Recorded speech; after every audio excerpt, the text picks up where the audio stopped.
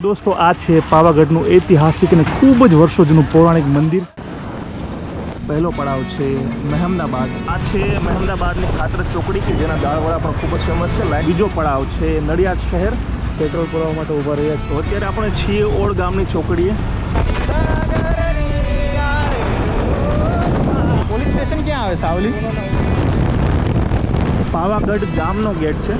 नमस्कार दोस्तों, तो आज आप जईशू अमदावाद थी पावागढ़ અને તે પણ આ ક્રેઝિયા નામની મિની બાઇકના માધ્યમથી। આજના વિડીયોમાં હું તમને જણાવીશ કે અમદાવાદથી પાવાગઢ કેટલા કિલોમીટર છે, અમે જે રૂટ પકડવાના છે ત્યાં વચ્ચે વચ્ચે કયા સ્થળો આવે છે અને સાથે જ ત્યાં પહોંચતા અમને આ મિની બાઇકમાં કેટલો ટાઈમ લાગે છે। તો આ ખૂબ જ રસપ્રદ સફર છે, તમને મજા આવશે। તો ચાલો પહોંચીએ પાવાગઢ। તો હાલ જે અમે ઊભા છીએ તે સ્થળ છે અમદાવાદના એસપી રિંગ રોડ પર આવેલું લાલગીબી સર્કલ કે ત્યાંથી અંદાજે પાવાગઢ 150 કિલોમીટર થાય છે। મારી સાથે આવવાનો છે મારો ફ્રેન્ડ પાર્થ। અહીંયાથી ગૂગલ ગુરુ એવું કહે છે કે અહીંયાથી પાવાગઢ જે છે તે 145 થી 50 કિલોમીટરની આસપાસ છે અને આપણે તારી બાઇક પર જઈ રહ્યા છે। તો મને દેખાડ કે અત્યારે કેટલા કિલોમીટર દેખાડે છે? અત્યારે આપણે સીટીએમ એક્સપ્રેસ હાઈવેથી શરૂ કર્યું છે અને અત્યારે લાલગીરી હાથીજણ પહોંચ્યા છે ત્યાં 5.5 કિલોમીટર પરેશ આપણને બતાવી રહ્યા છે। અચ્છા, મતલબ કે જ્યારે આપણે પાવાગઢ પહોંચીશું ત્યારે આપણને એક્ઝેક્ટ કિલોમીટર ખબર પડશે? યસ, ઓફકોર્સ એક્ઝેક્ટ કિલોમીટર આપણને ખબર પડશે। આ હાલમાં જે રોડ છે એ વાયા મહેમદાબાદ થઈને છે, બરાબર ને? અત્યારે વાયા મહેમદાબાદ ખાતરજ ચોકડી ઉપર થઈને નડિયાદ અને નડિયાદથી આણંદથી વડોદરા અને વડોદરા બાયપાસ થઈને સીધું। તો તને શું લાગે છે તારી આ ક્રેઝિયા બાઇક છે પહોંચાડી દેશે ટાઈમસર?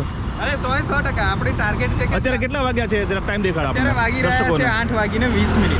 તો દોસ્તો અત્યારે ટાઈમ તમને એક્ઝેક્ટ કહું તો અત્યારે વાગ્યા છે 8:20 અને આપણી ગણતરી છે કે આપણે 12 વાગ્યા સુધીમાં આપણે પાવાગઢ પહોંચી જઈએ। મતલબ કે લગભગ 3 થી 3.5 કલાક જેવો તને અંદાજ છે? યસ। તો ચાલો શરૂ કરીએ આપણી આ જર્ની।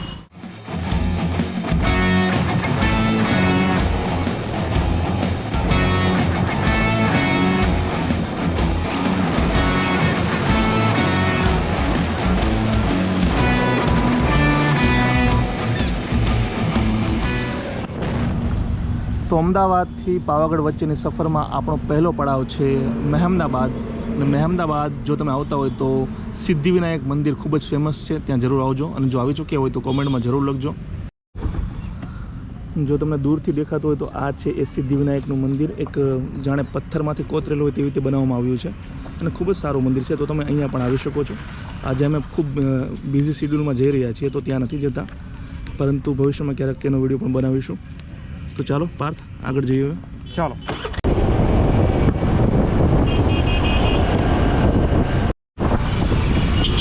તો દોસ્તો આ છે મહેમદાબાદની ખાતર ચોકડી કે જેના દાળવડા પણ ખૂબ જ ફેમસ છે। લાઇનમાં ઘણી બધી જગ્યાએ તમને દાળવડા મળી જશે।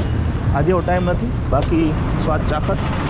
આ છે ખાતર ચોકડી કહેવાય છે આને।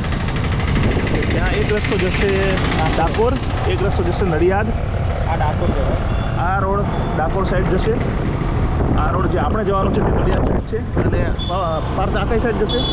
મહેમદાબાદ ગામ। આ મહેમદાબાદ ગામમાં જશે, ઓકે। અને એ પાછળનો રસ્તો જે છે તે છે અમદાવાદ જવાનો। ટોટલ 4 રસ્તા છે। તો અત્યારે આપણે જઈ રહ્યા છીએ નડિયાદવાળા રસ્તે।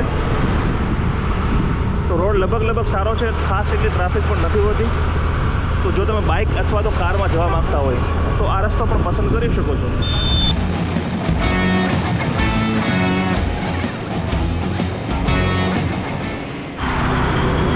દોસ્તો તો અમદાવાદથી પાવાગઢ વચ્ચેની આપણી સફરનો બીજો પડાવ છે નડિયાદ શહેર, જે આ તરફ આવશે।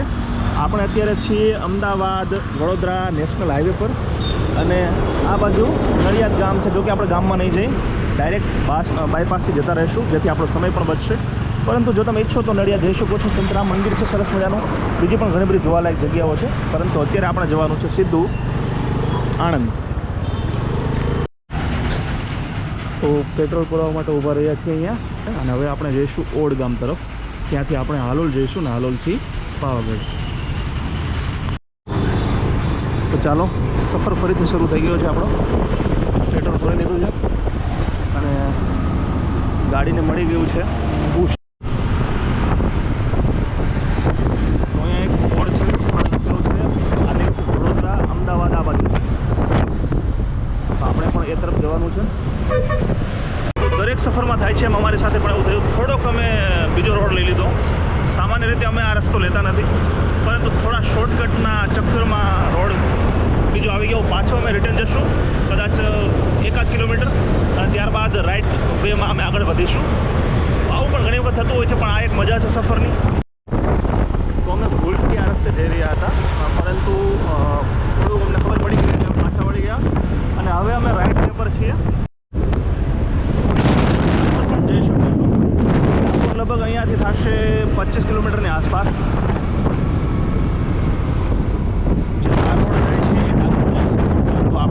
છે આ સાઈડ રોડ આપણે લઈ જશે હાલોલ સાઈડ.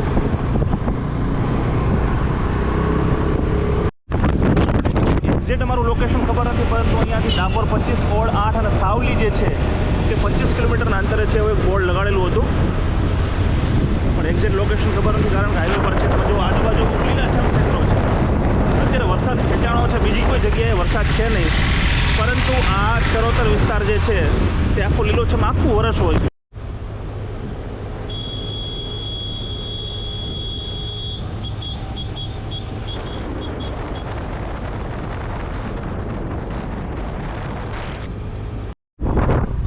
તો અત્યારે આપણે છીએ ઓડ ગામની ચોકડીએ. આ બાજુ ઓડ ગામ છે અને આ તરફ છે હાલોલ. તો આપણે જવાનું છે હાલોલ કાલોલ તરફ.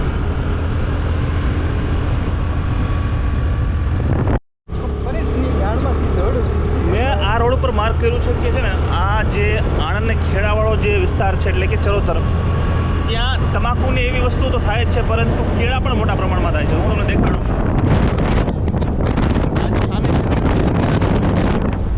સામે જો તમને દેખાતા હોય તો પણ ખેડા જે છે કેળાના ખેતર, આ તરફ કેળા છે. અને આ છે મહીસાગર નદી. તમે ગીત તો સાંભળ્યું હશે, કયું? પાર્થ મહીસાગરની આરે. યસ, ગણેશ કૃષ્ણનું ગીત છે, ખૂબ જ ફેમસ. આ છે મહીસાગર નદી. હાલમાં પણ પાણી છે, વરસાદ નથી છતાં ખૂબ જ વિશાળ અને વિરાટ નદી છે. અને એ નદી પરના પુલ પરથી અમે પસાર થઈ રહ્યા છીએ પાવાગઢ તરફ જવા માટે. પોલીસ સ્ટેશન ક્યાં આવે? સાવલી.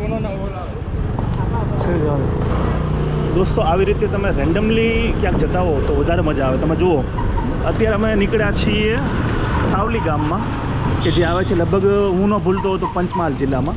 અહીંયાથી હાલોલ નજીક પડે છે. ગામની વચ્ચેથી જવાથી જો રોડથી ગયા હો તમે તો થોડું દૂર થયું હોય. આ રિક્ષાવાળા ભાઈ જે આગળ જાય છે તે અમને રસ્તો દેખાડી રહ્યા છે. તો જો તમે આવી રીતે સફરમાં નીકળ્યા હો અને ક્યારેક તમને પણ આવી રીતે અજાણ્યા ગામમાંથી જવાનું થયું હોય અને મજા આવી હોય તો કોમેન્ટમાં જરૂર લખજો. તો વચ્ચેની જગ્યાએ ઊભા રહ્યા હતા થોડુંક પાણી પીવા માટે, અને પરસેવો તમે જોઈ શકો છો. પાર્થ પણ પરસેવેથી રેત છે બધો. અને હવે આગળ જઈએ છીએ, ચાલો.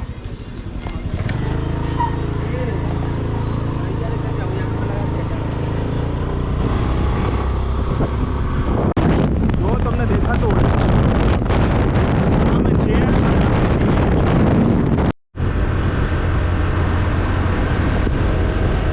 અને જો તમને પાવાગઢનો પર્વત તમને દેખાડું તો ક્યાં છે આ વૃક્ષોની પાછળ. હમણાં થોડા વૃક્ષો સાઈડમાં જાય તો તમને દેખાડું.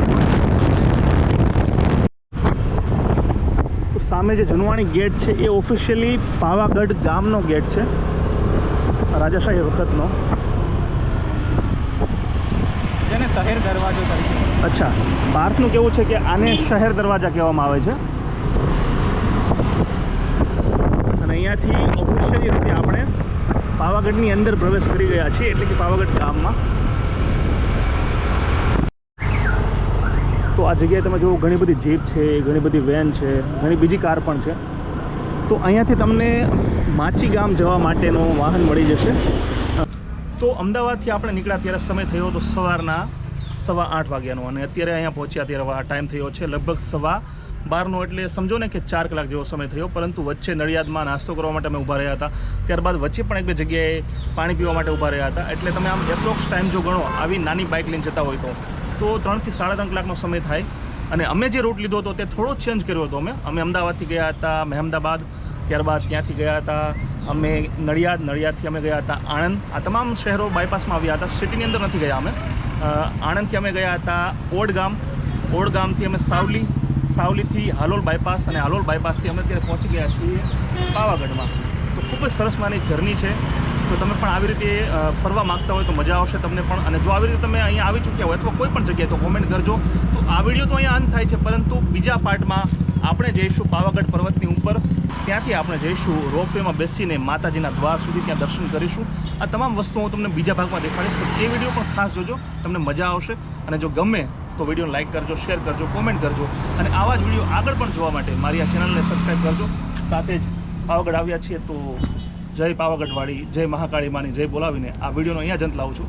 જય જય ગરવી ગુજરાત, જય હિન્દ.